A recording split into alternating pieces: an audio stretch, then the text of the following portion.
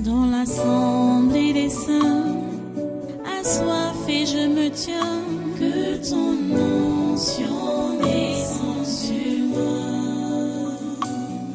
Conscient que mon destin est dans le creux de ta main, que ton onction descende sur moi. Je suis disposé, assoiffé, que ton onction descende sur moi. Je suis disposé, assoiffé,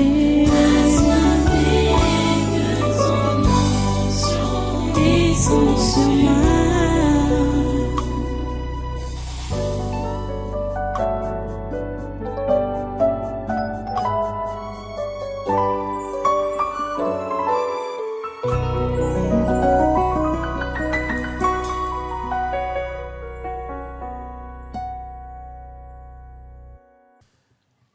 Alléluia.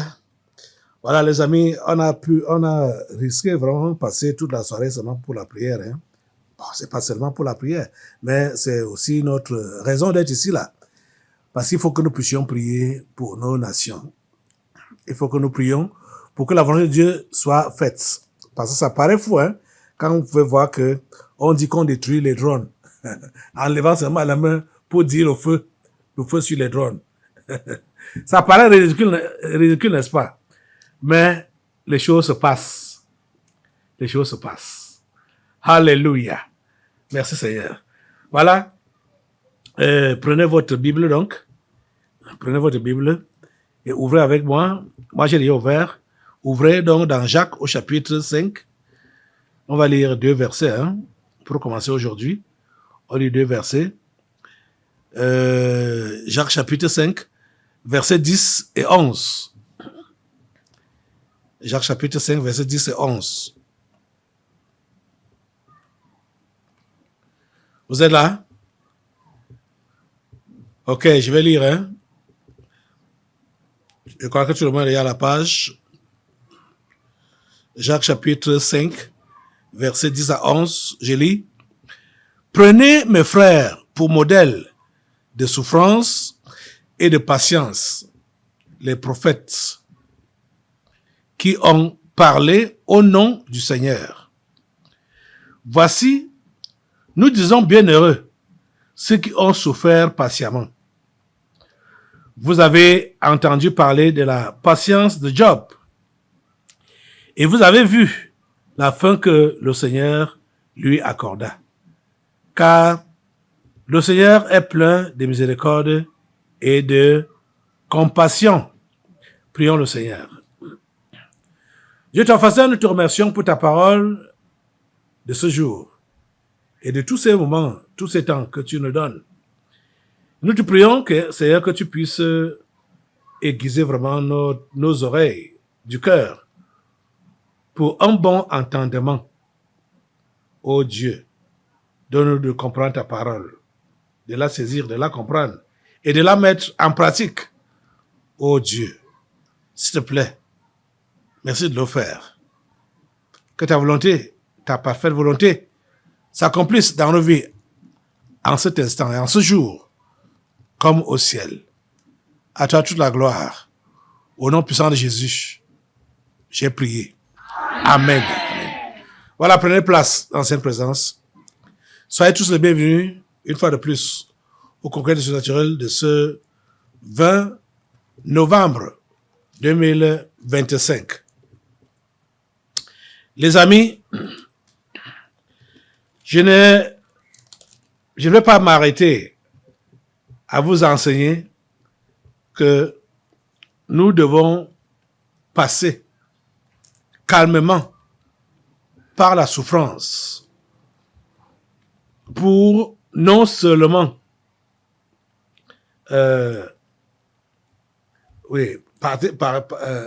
par la souffrance et l'accepter volontairement en nous soumettant à tout ce que Dieu nous enseigne ou nous consigne. Et cela va permettre à ce que l'Esprit de Dieu puisse trouver sa bonne place en nous. Dieu résiste aux orgueilleux, mais il fait grâce aux humbles. Quand nous nous soumettons à la puissante main de Dieu, quand nous nous soumettons à ses directives, nous sommes en train de permettre à son esprit de prendre le total contrôle de notre être, de nous diriger et de nous faire avancer dans les choses de Dieu. Les amis, aujourd'hui, qu'est-ce que je vais faire d'après l'appel qui nous est lancé ici par Jacques dans ces 2 versets que j'ai lus, qui dit « Prenez mes frères pour modèle de souffrance, et de patience, les prophètes qui ont parlé au nom du Seigneur. » Ces prophètes qui ont parlé au nom du Seigneur, nous avons leur histoire où? Hein? Vous répondez dans la Bible. Pour ceux qui savent que nous avons leur histoire dans la Bible. Écoutez très bien. Prenez mes frères pour modèle de souffrance et de patience les prophètes qui ont parlé au nom du Seigneur. Ici, il a pris seulement l'exemple de Job. Mais ils sont nombreux depuis Moïse. Oh mon Dieu. Moïse était le premier prophète de l'histoire des hommes à qui Dieu parle et qui donne ses oracles. Moïse a souffert entre les mains de l'assemblée d'Israël. Comme je suis en train de souffrir entre vos mains comme ça là. Moïse a souffert. Et Moïse était patient. Voilà ce qui caractérise les vrais serviteurs de Dieu. La patience. La patience. Ouais, la patience. Prenez mes frères pour modèle de souffrance et de patience. Modèle de souffrance et de patience. Vous comprenez que normalement, pour pouvoir supporter la souffrance jusqu'au bout, jusqu'au terme fixé par Dieu lui-même, il faut être patient. C'est ça. Ça marche ensemble. Ceux qui ne sont pas patients ne sont pas prêts à souffrir, à supporter la souffrance. Vous comprenez ça? C'est clair. Ceux qui ne sont pas patients ne sont pas prêts à supporter la souffrance. Il faut être patient. Et la patience, qu'est-ce qui donne ça? C'est le fruit de l'esprit. Ça fait partie du fruit de l'esprit, la patience. Vous voyez donc on est en train de tourner. Et on est sur place. C'est-à-dire, pour vivre vraiment une vie chrétienne normale, une vie chrétienne totale et normale, il nous faut avoir le Saint-Esprit. Sans lui, nous sommes seulement des religieux, même si on dort à l'église. Je ne veux pas dire que vous partez à l'église tous les jours ou tous les matins, vous passez même des nuits de prière. Si le Saint-Esprit ne réside pas en toi, tu vas seulement faire la religion. La pure religion. Vous voyez que ce n'est que lui qui peut donner les qualités requises, les qualités demandées par Dieu pour un vrai chrétien. Pour un chrétien véritable, c'est le Saint-Esprit qui donne ces qualités-là. La souffrance, la patience. Quand tu souffres, tu n'as pas le Saint-Esprit, tu vas maudire Dieu. tu vas maudire Dieu.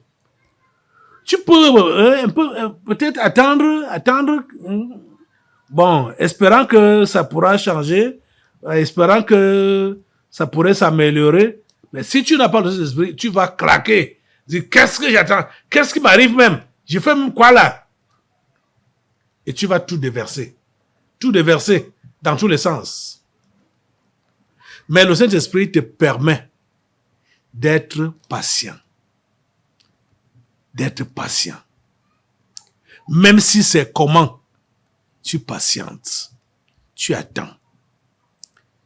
Tu ne t'embrasses pas. Tu ne t'enflammes pas. Et il arrive qu'on peut le mettre à côté facilement, hein? On peut le mettre à côté facilement. Il faut patienter. L'autre jour, je rappelais comment ma fille, Olivia, a explosé en larmes quand elle me racontait le coup qu'on lui a fait. Comment on a soutiré ces 150 000. Elle est tombée sur mes pieds, elle s'est mise à pleurer. Et je vais te dire aujourd'hui, ma fille, que franchement, pendant ce temps-là, tu as dit au Saint-Esprit, c'est de trop. Ici, là, laisse-moi pleurer.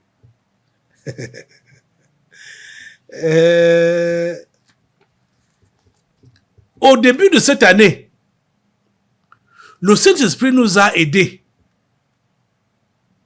en nous avertissant sur tout ce qui devait nous arriver. Surtout, nous, ici, au Tabernacle de la Liberté, on était avertis sur tout. Même tout ce qui arrive au pays à l'heure actuelle, ça a commencé depuis, bon, je dis quoi, depuis même 2019, nous sommes avisés. Nous avons été avisés, donc, on peut dire jour après jour. Du 1er janvier au 31 décembre. Pendant combien d'années? 7 ans. Nous avons été instruits par le Saint-Esprit jour après jour. Il suffit seulement que tu puisses prier avec ces petits livrets de prière. Tu vas comprendre que tout a été dit. Comme je vous dis là. Je ne sais pas si tu as ta devise empirique de cette année, 2025. Je parle à ma fille, hein, Olivia. Est-ce qui est donc intitulée la séduction, les troubles, les attaques, la destruction et le partage du joyau africain qui est le Cameroun. C'est la devise empirique 2025. Le sujet de prière 476 dit quoi? Prions que le Seigneur nous permette de comprendre et de voir sa bonté face aux obstacles au lieu de voir le malheur et la tristesse que veut nous causer le diable. Tu comprends ça? Est-ce que tu comprends ça?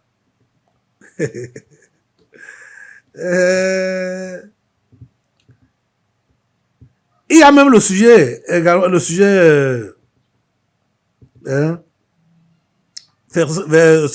479 qui dit prions que les véritables chrétiens du Tabernacle de la Liberté ne se laissent point affecter ou distraire ou se faire détruire par l'adversité, les épreuves, les combats, les attaques, les religieux, les hypocrites, les visiteurs, les maléfiques. On peut aussi, la liste, c'est etc. On ajoute, pour ton cas, les voleurs. Tu comprends, non? On doit prier quoi? Pour que les chrétiens de la liberté ne se laissent pas affecter par les voleurs. Tout a été dit au début de l'année. Il n'y a rien qui doit vous affecter, chers amis. La souffrance, c'est une école. Jésus a été le premier diplômé de cette école-là. Et Jésus nous sert de modèle. Quand tu dis, je t'accepte, toi, Seigneur Jésus, comme mon Seigneur et mon Sauveur personnel, tu t'inscris à la première année de cette école-là, qu'on appelle la souffrance. Tu comprends ça? Tu t'inscris à cette école-là. Tu ne dois jamais dire que j'en ai assez. Jamais. Tu dis j'en ai assez, tu es en train de renier la foi. Tu es en train de renier Jésus. Ça, c'est clair. Je veux dire la plus vérité. Quand tu dis que j'en ai assez, c'est trop. Je peux vous dire que les combats dans lesquels moi-même qui vous parle là, je suis, si je ne savais pas en qui j'ai cru, j'allais déjà jeter l'éponge depuis. Mais je ne peux pas jeter l'éponge. Parce que je sais en qui j'ai cru. Et quand je peux voir certaines situations qui perdurent même, je ne me décourage pas. Je ne blâme pas Dieu. Je sais qu'il a son temps et qu'il va agir. Il va agir. Notre pays a été malmené par le diable pendant longtemps. Je veux dire, pendant des décennies. S'il faut parler de siècles, on parle de décennies. Parce que s'il faut se tenir au temps moderne, notre pays a été malmené pendant longtemps. Comme je disais toujours, surtout là dans la prière, je disais ça tantôt dans la prière, ça ne fait pas, ça fait combien d'années, hein? Une soixantaine d'années, plus de 60 ans déjà aujourd'hui, que les pays d'Afrique ont dit qu'ils ont eu leur indépendance. Mais qu'est-ce qu'on voit en réalité? L'Occident continue à nous mater, à nous voler en plein jour. Et l'Occident a réussi à prendre nos dirigeants et à les mettre dans leur poche. Parce que ils ont corrompu toute la classe dirigeante de l'époque coloniale et même l'époque qui a suivi. Vous voyez? Parce que ceux de l'époque coloniale, ou l'ère des indépendances, là, qui se sont corrompus et qui ont donc maintenant entraîné tout le reste dans la corruption. Quand je parle de corruption, ce n'est pas seulement corruption morale. Hein? La corruption morale, la corruption physique, la corruption à tous les niveaux. L'inhumanisation même. Vous voyez?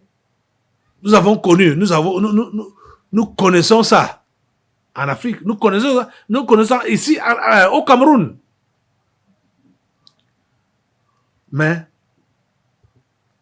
on n'a pas besoin de baisser les bras quand on sait en qui on a cru.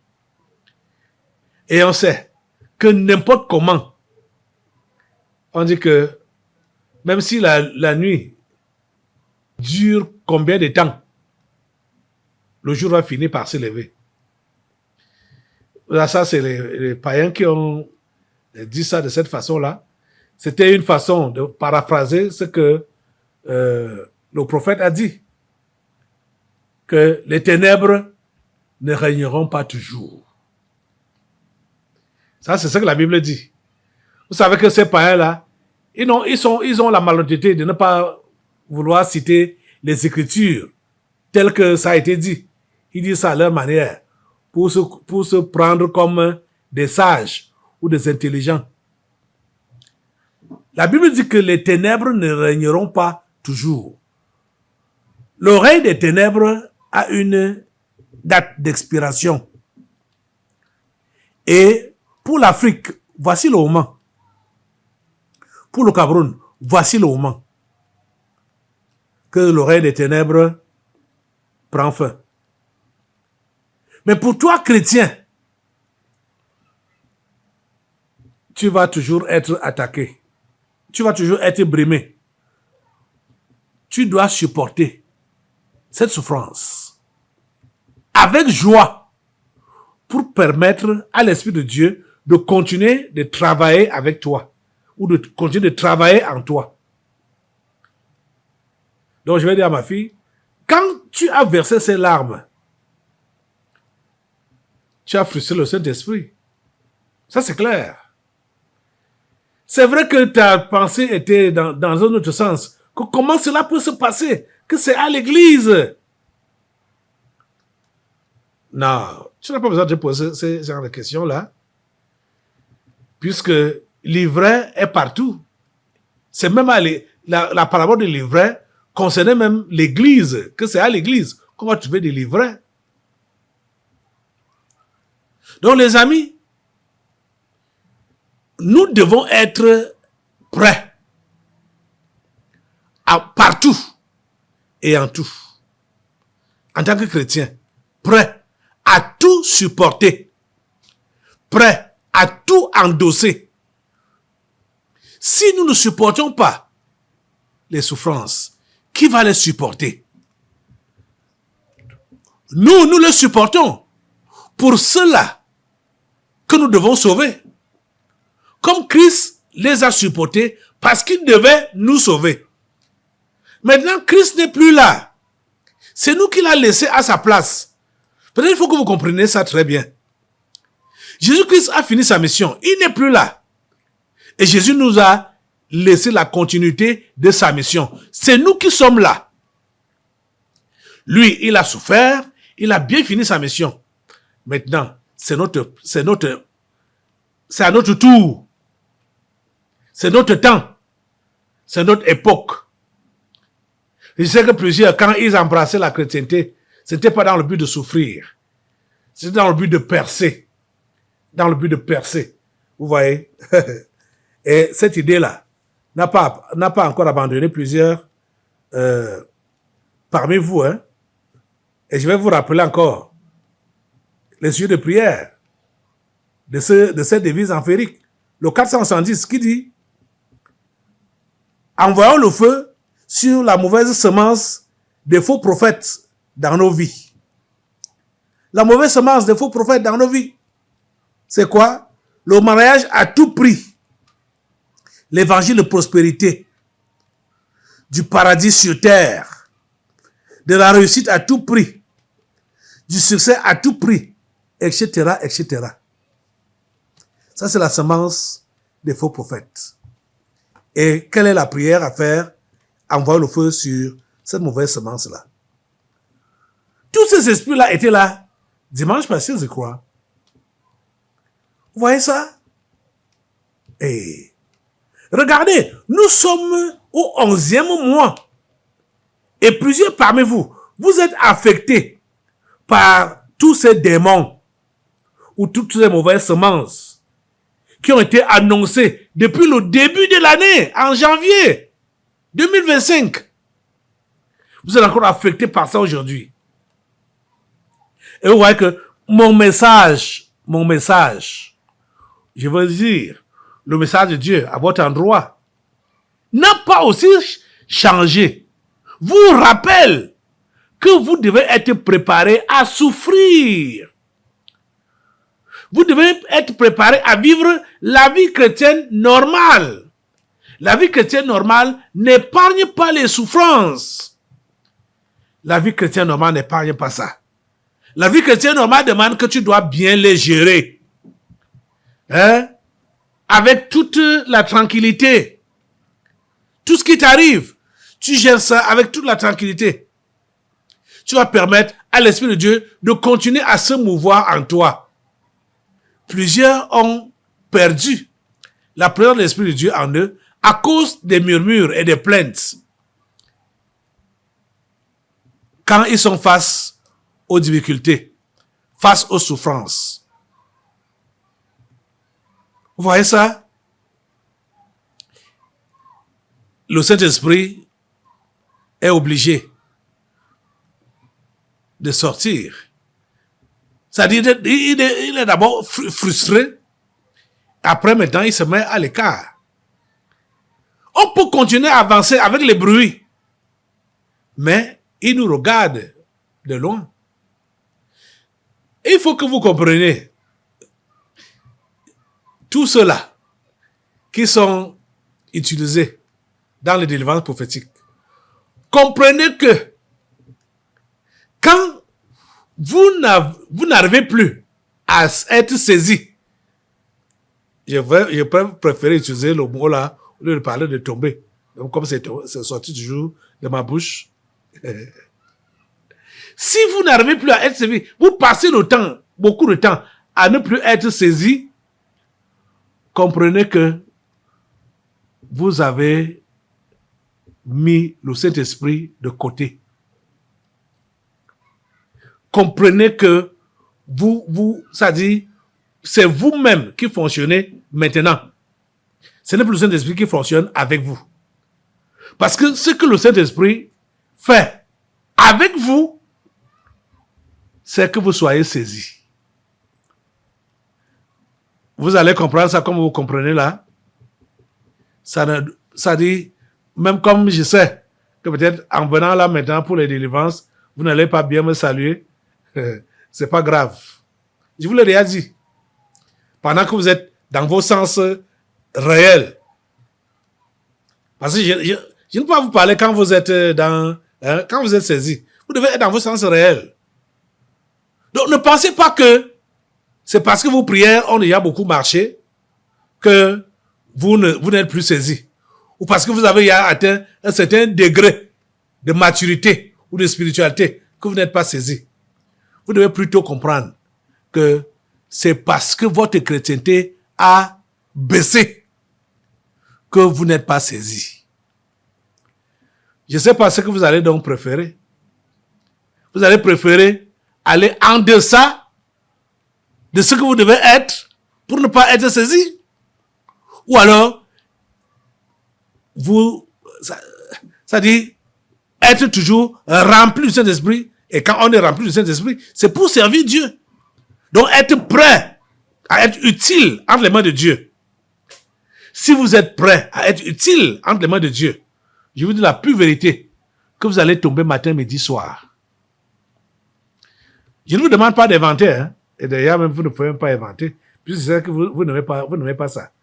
Pour ceux qui sont là maintenant, c'est seulement il y a, ça dit certaines personnes qui, même comme certains parmi vous là, vous avez essayé d'inventer un temps là, je vous ai rappelé à l'ordre.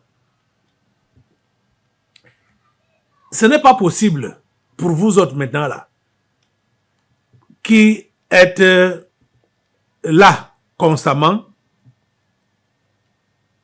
d'être content quand vous êtes saisi. Vous n'êtes pas souvent content. Mais ce que je remarque, c'est que c'est quand vous avez mis du temps sans être saisi et que après ça vient, vous allez passer soit une mauvaise soirée, oui, une mauvaise journée ou une mauvaise semaine. Vous dites, ouais, les choses là ont encore parlé à moi. Je suis encore tombé.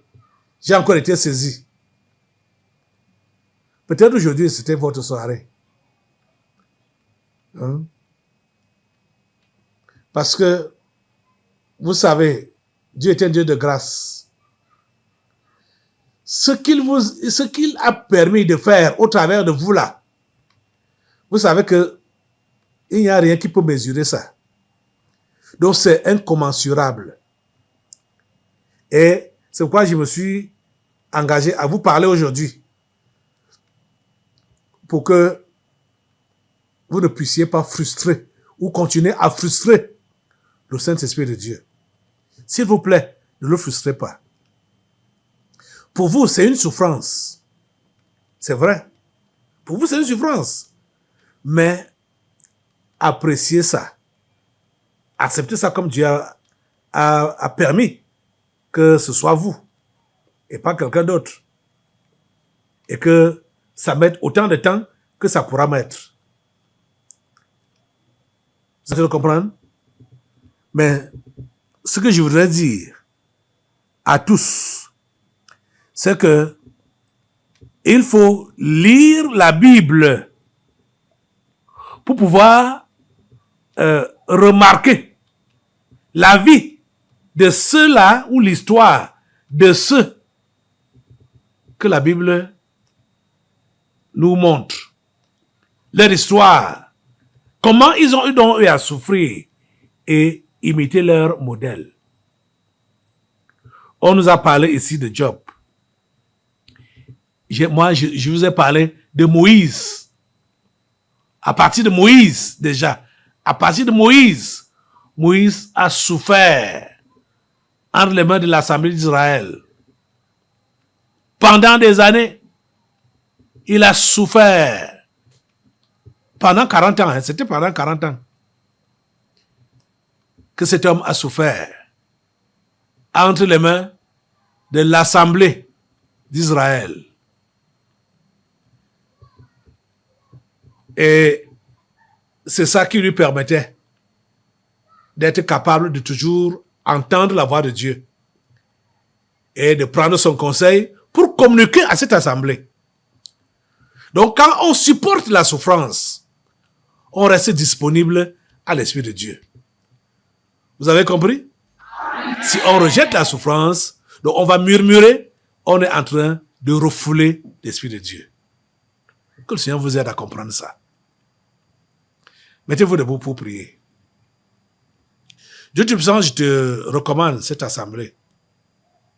Ces femmes et ces hommes, et te prie que tu puisses leur donner réellement l'oreille des disciples pour qu'ils puissent comprendre ce qui a été dit aujourd'hui et mettre cela en pratique. C'est ma prière. Au nom puissant de Jésus. Amen. Prenons place. Nous allons maintenant passer aux délivrances prophétiques. Dans l'assemblée des saints, assoiffé je me tiens, que ton onction descende sur moi. Conscient que mon destin est dans le creux de ta main, que ton onction descende sur moi. Je suis